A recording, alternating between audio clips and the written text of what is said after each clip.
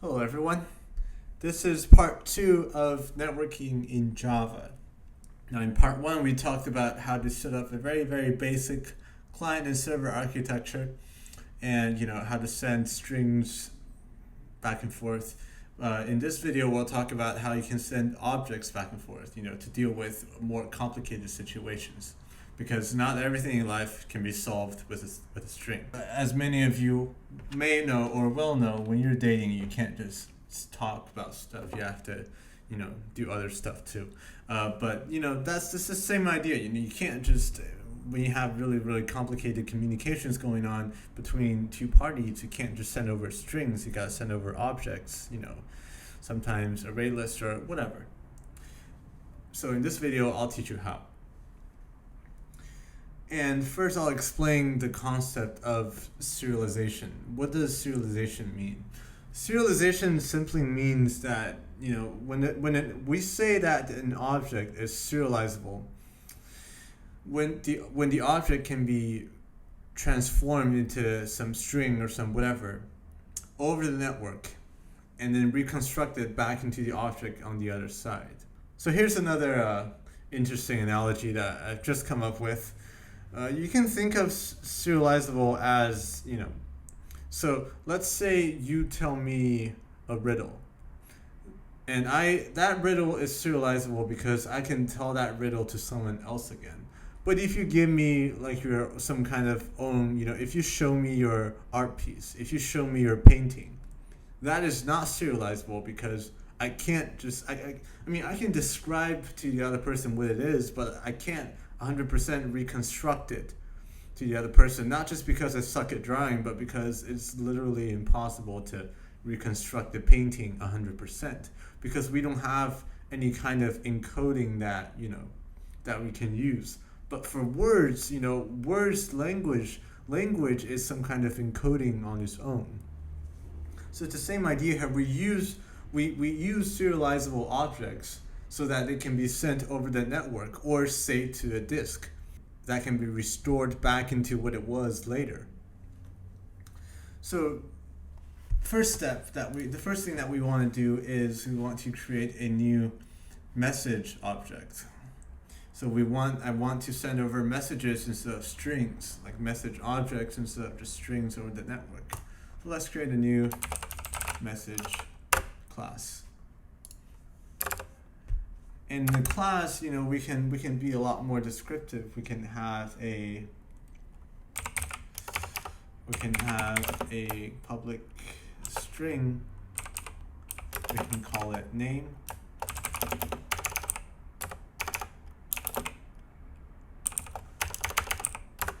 We can also have, let's just have name, and then we can have public string text. All right, it's a very simple class that only just has the name and the text. So who sent the message and what the actual contents are. Now, how to implement serializable is super easy. All you have to do is literally type in implement serializable. And that's all it takes. Normally this is like all you have to do because we're working with primitive types. But if you're working with more complex objects, you have to make sure that every single object in this message object, they all implement serializable. And then, every object in that object has to be serializable. So it's kind of recursive. So everything has to be serializable. That's the idea. And that's all. That's it. Now we're ready to transmit this message over the network from the client to the server. But remember how we said, I forgot to do this. Remember how we said print writers and buffer readers are only good for, they're only good for reading and writing strings. And that's a problem because we're no longer dealing with strings, we're dealing with objects instead. So what we have to use is, instead of a print writer and the buffer reader, are object input streams and object output streams. And their names are pretty self-explanatory. They have the same functionality as buffer reader and print writer, the only difference is that they're able to work with objects instead of just strings or bytes, binary stuff. So let's do it. Let's change. We have some refactoring to do. Let's delete these. So, delete these two. Input stream.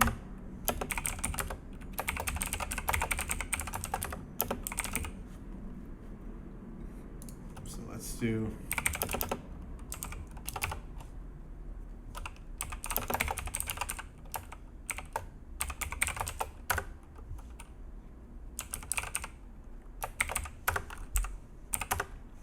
OS new output stream. There we go. The only difference instead of these is that, yeah, actually before we do that, since we're working with objects now, we're not just sending over this line. We want to, wrap this in the message object first. So message and message. Ooh. And then we can set the name. You can see here we can set it equals. Set the client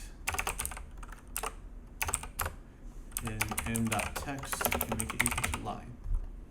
And instead of doing these, what we gotta do is, so what we can do here is object output stream.write object m. And instead of using br.readline and instead of a string, we want to do a message incoming message equals object input stream read object, and we can print out incoming message dot text. Of course, message dot name plus. Now you can see there's a red underline here saying that unhandled exception. That's fine, but still, we are trying to get a message object, but object input stream only reads in a generic object type. And what we have to do here is to explicitly downcast it into a message. And normally downcasting is risky, but since we're writing the code on both sides, we know that there can't possibly be any other type of object that's coming through the object input stream, so it's fine to do it here. And this is all the modification that you need. We gotta change print writer and buffer reader to object input and output streams, and then do a tiny bit of processing here, and that's it. And let's do the same changes on the server side. So let's delete those lines.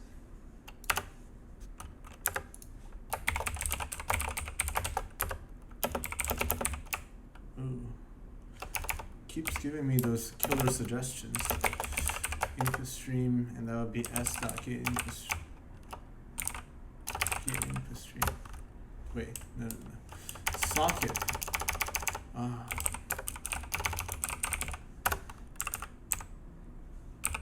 Eclipse is always so bad at suggesting at auto completing, so I modified it a little bit, but now it does the job too well.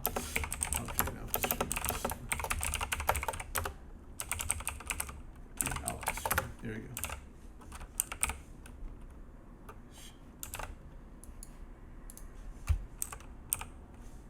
Okay. So instead of this, let's delete, and then the other thing is we also need the message class on the server side. So let's open up, there we go. So in order to, this is the only thing that's going to be quote unquote shared, because if you want to cast the incoming message to some class, you need a definition.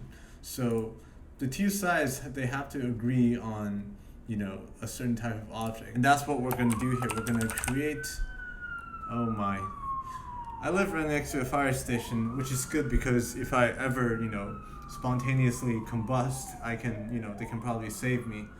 But the downside is that at 2 a.m. when you're trying to sleep, the sirens go off. Anyhow, so message.java, we can just copy everything over. There we go. I'm not sure why. Yeah, so here's something I want to explain too. What is this? Static final serial version UID. So what it is basically, it's like a version number. You know, when you look at your Windows 10, is it build 1903 or 1909 or whatever. It's just a version number that that the Java programs are going to check if the two objects are of the same version. That's all. If they're different versions, it might throw an exception. I've never tried it, but normally you don't have to worry about this. So now we have our message class on the server side too.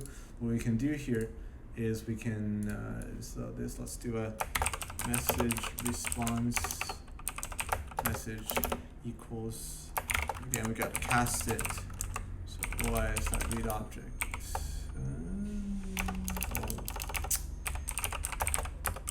Read object.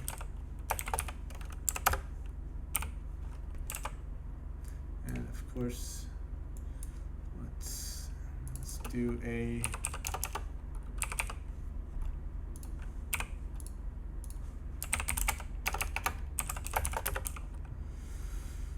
name.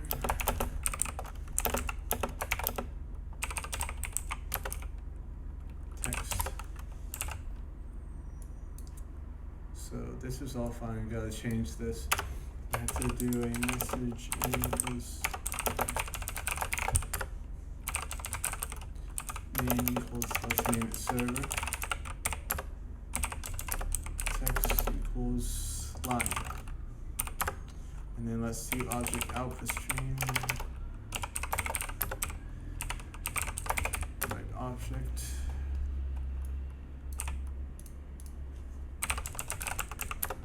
And then, of course, flush. You see it's going to throw some new thing here, so let's just add it.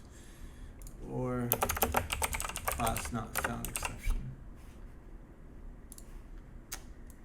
Alright. That's it. That's how you do network serialization. Really simple. So now let's run these just to show that they work. Run the server again. Oh yeah, I forgot to pause the other one. Stop this one.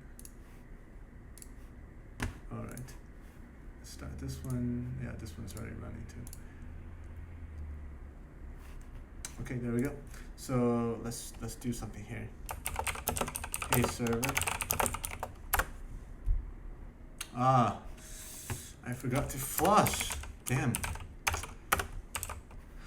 See, that's what happens if you don't flush. Alright, let's start over. Always flush, man. Be a modern person and flush. Hey, server. Huh. Still not going.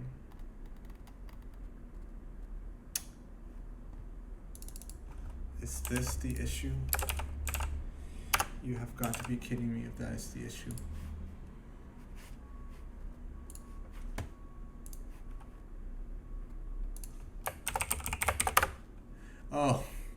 Oh my. Yeah, so this is another very, very odd issue here. So you have to, so the order that you get the output and input streams when you're using an object input and output stream, they have to be the opposite. So you have to do the output stream here, the input stream here, and then the input stream after the output stream, and then the output stream after the input stream. Otherwise, for whatever reason, it's just going to lock up.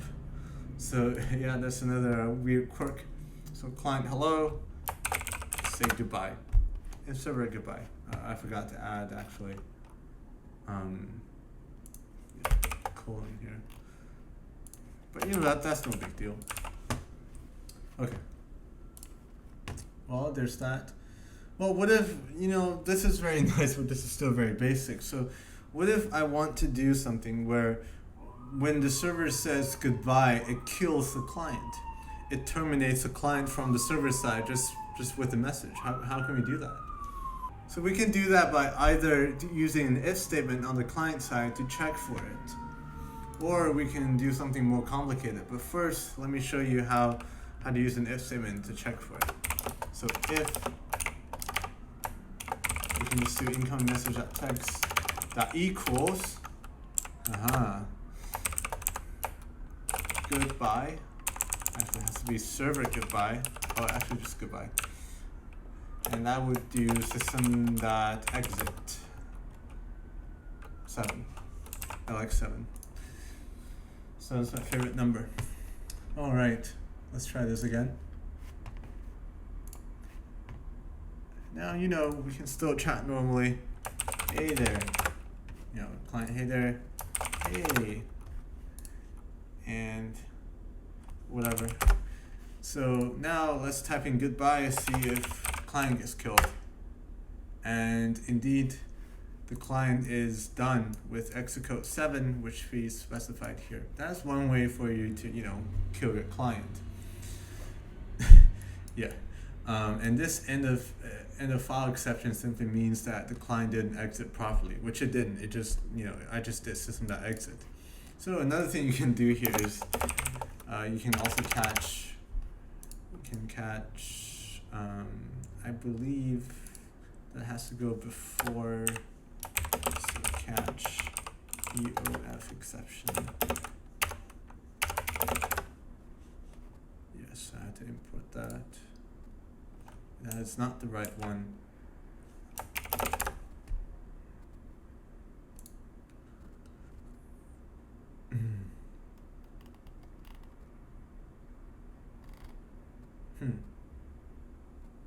Was that not EOF?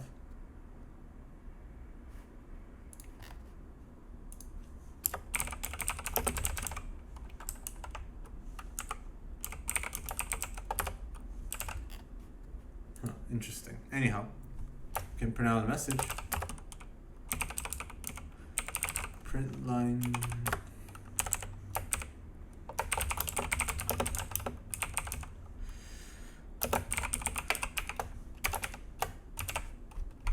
Alright, so when the client gets killed, print out a message saying the client has been killed. Let's start this again just to show you now that this is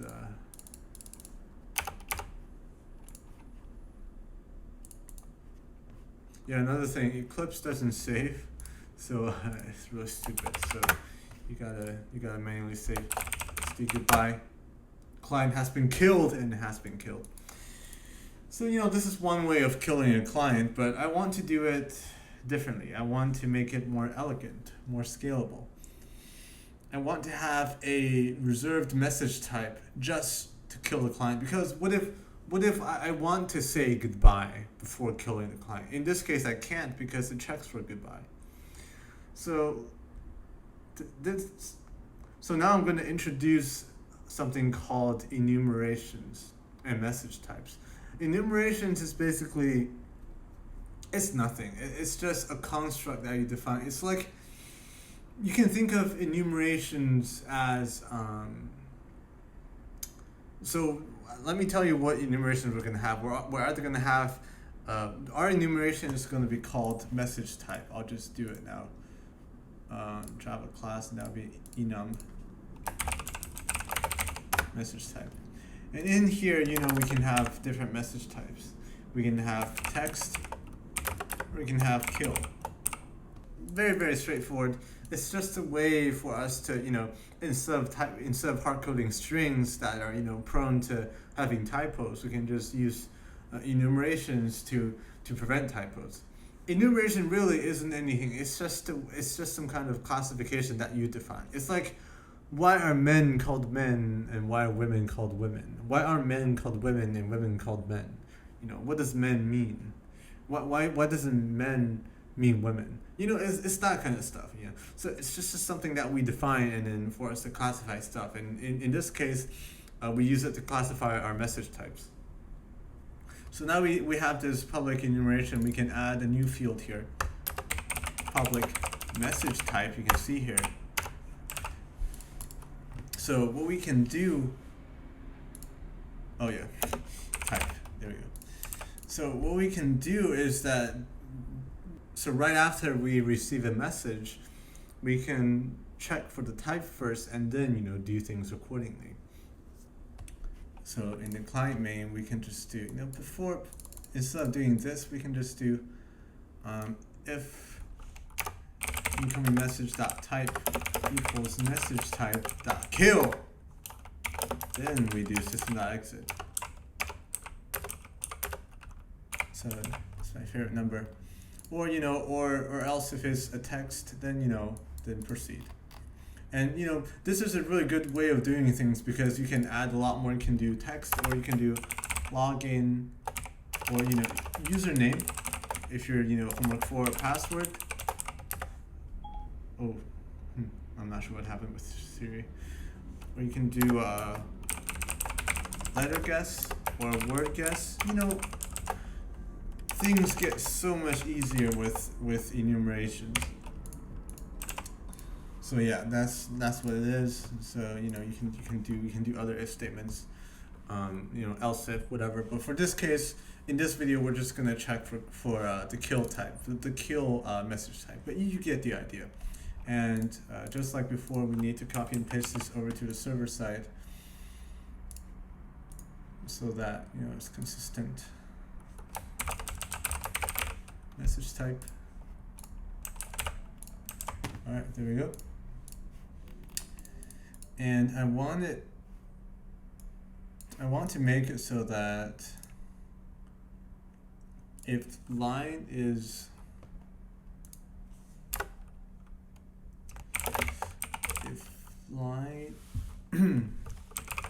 that equals kill,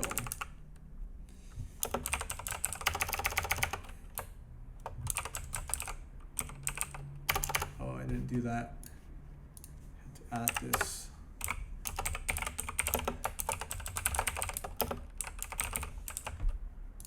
And keep in mind they have to match exactly. They have to be 100% the same. Message dot type equals. Can't just do dot. Oh, ooh. Damn, Eclipse. All right. So let's see how this works. Make sure I stopped it. I did.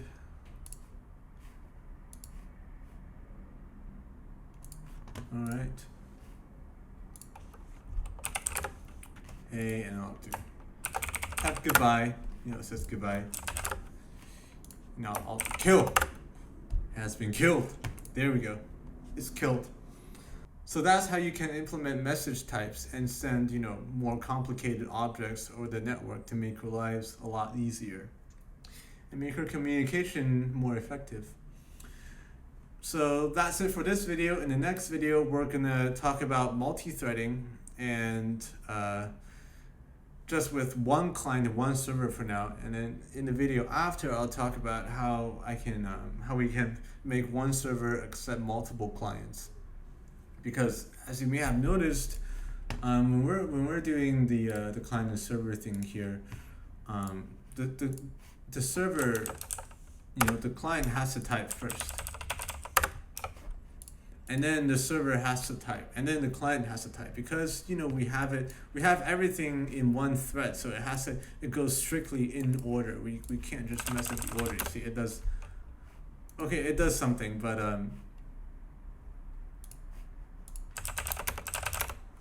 see, now it's messed up. Now it's messed up. Yeah, I could do that because when I type something here, it's not going to get sent, but it's in the buffer. So when I do something in the right order here, that's going to execute instantly. So yeah, so this is obviously not a really good way of doing things. It's very unreliable. You see, the client doesn't see it. Yeah. It's very, very sketchy. So in the next video, we're going to address this issue. But yeah, that's it for this video. Thanks for watching. Hope this helps, and bye-bye.